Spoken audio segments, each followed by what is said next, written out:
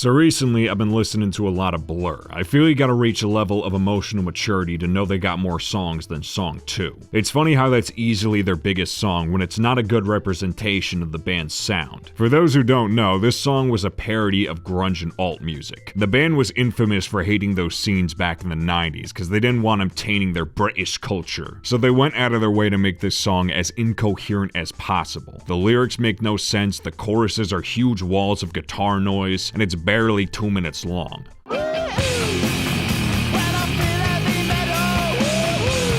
Unbeknownst to Blur, the bit was too good and Song 2 was a massive hit, especially in America because it sounded like music they liked. I'm sure nobody got the actual meaning for years, but who cares, it sounded like Nirvana, go crazy. Nowadays, Song 2 is easily one of the top 10 most recognizable songs ever. Maybe not top 10 best songs ever, but once you hear enough crowds chant it at football games, it's easy to remember what song it is. And because it's an instantly recognizable song, it's easy to tell when another artist samples it. I get why a lot of people don't like sampling, some consider it lazy or just straight up stealing. Samplers.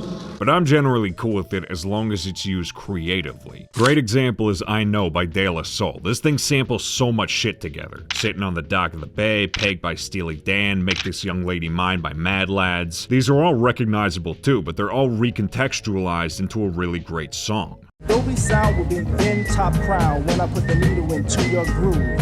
I got a good thing. But then you got lame sampling, where it's the same instrumental with a new singer. Very easy example, Anxiety by Doechii. I know everyone's dogged on this song since it dropped, but for good reason. She took Somebody That I Used to Know, another top 10 most recognizable songs ever, and added the dumbest lyrics imaginable.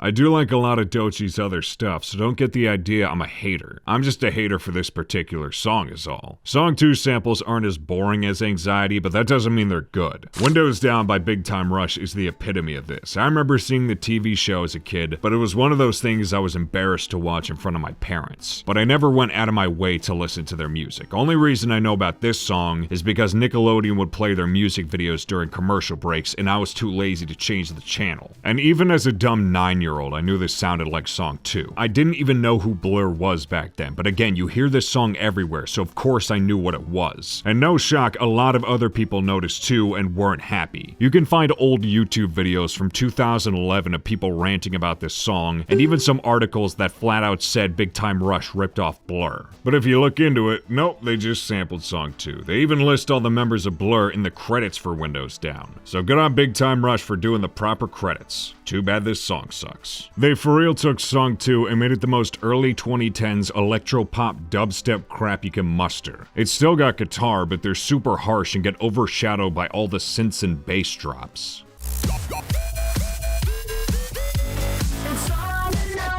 To give some credit, the song adds these little breaks before the choruses to make them hit harder, but then you hear the actual choruses, and not only do they use the exact same woohoos like the original, they also use a lot of the same lyrics too.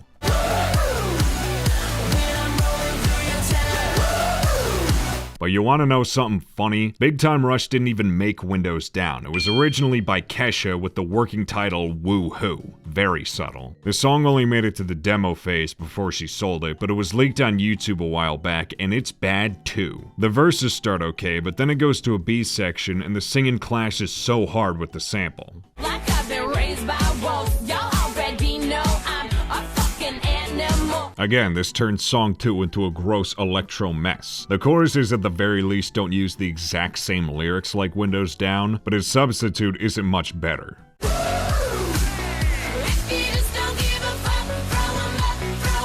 I hate how both of these are over a minute longer than Song 2. That song is the perfect length. It's 2 minutes because the song's got 2 in its name. These just needlessly drag the songs out to 3 minutes. It's not called Song 3, guys. Let's shake it up for this next one and look at a good song that samples Song 2. Total 90 by Jeshi. Never heard of this guy before making this video, but this song's listed on Song 2's Wikipedia, so of course I gotta check it out. Just like the last 2 songs, this one uses the instrumental of Song 2 and adds a bunch of new shit on top of it. Only difference, these additions are actually good, like keys, instrumental breaks, and rapping during the verses.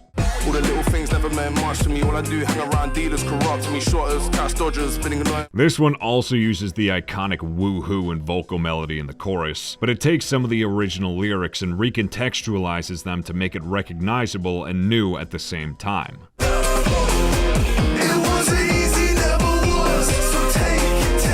And despite all the new stuff it adds, Total 90 is just as long as the original. I genuinely can't stress how important that is. And finally, we got Blurry Murry by SRB. This one's an audible assault on your ears. It starts with the verse instrumental, but anytime it goes to a chorus, you get blasted by this.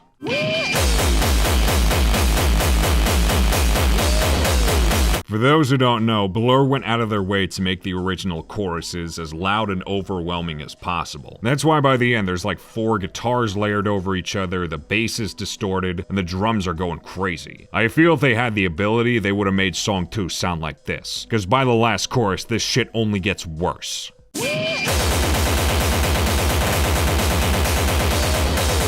That's enough sampling. Let's talk about the other things Song 2's known for. Bad covers. Because this song's the definition of a crowd pleaser, everyone from middle school cover bands to arena bands gotta dip their toes. So let's do a lightning round of some of the more noteworthy ones. First is Enter Shikari. I never heard of these guys before this, but it's not a good first impression to hear their guitarist fuck up multiple times.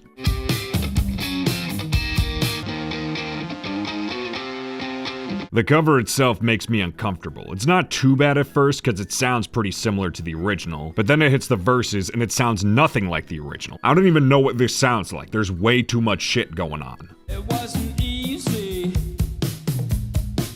but nothing is. This is a good example of a cover not knowing what it wants to do. It commits to sounding like the original in some parts, but then it overcommits to sounding different in other parts, and it just ends up being bad. But at the very least, it tried something different. It failed miserably, but I can't say the same for a lot of these other ones. I found a video of Vampire Weekend covering it from last year. I like a couple songs by these guys, but they're a band people you don't want to associate with or into, so they always gave me a side ick by association. You can clearly tell they relearned this song like 30 minutes before the show. They only play half of it and give each other the bad look multiple times. For those who don't know, 90% of music is about looks, and this isn't a good look.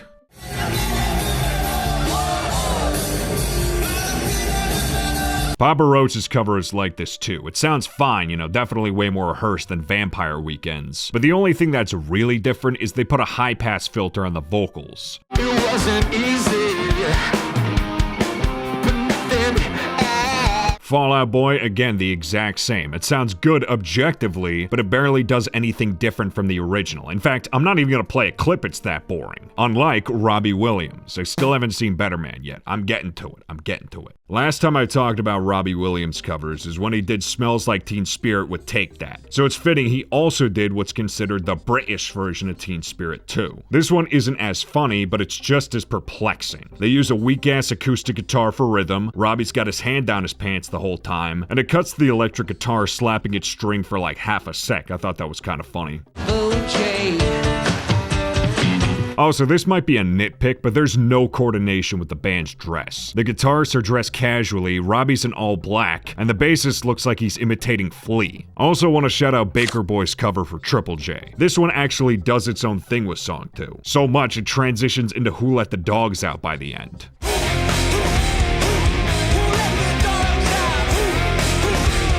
I don't think I'd choose it over the original, but I still respect it for actually being unique. Go check it out after this. And finally, we got Imagine Dragons cover. Overall, it doesn't sound terrible. I mean, you can barely comprehend what Dan Reynolds is saying.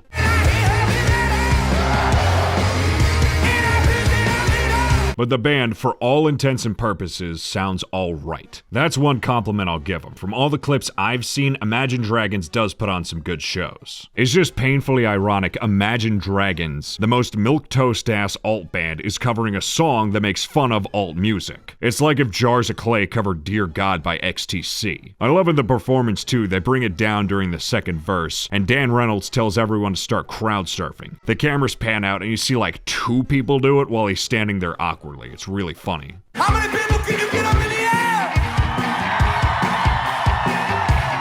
To to play us out, let's look at one more bad performance of Song 2 by Blur.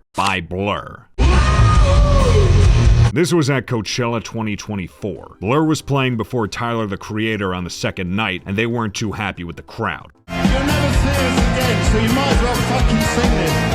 I get why Damon Albarn was mad, these guys suck and most of them probably only know Song 2. But that begs the question, why is Blur playing right before the headliner at the most NPC-ass festival ever? They're a great band, but your average American can name more towns Margaritavilles are in than Blur songs. So they give them exactly what they wanted, the most disgruntled rendition of Song 2 ever. The band sounds fine, but Damon Albarn didn't care, like at all.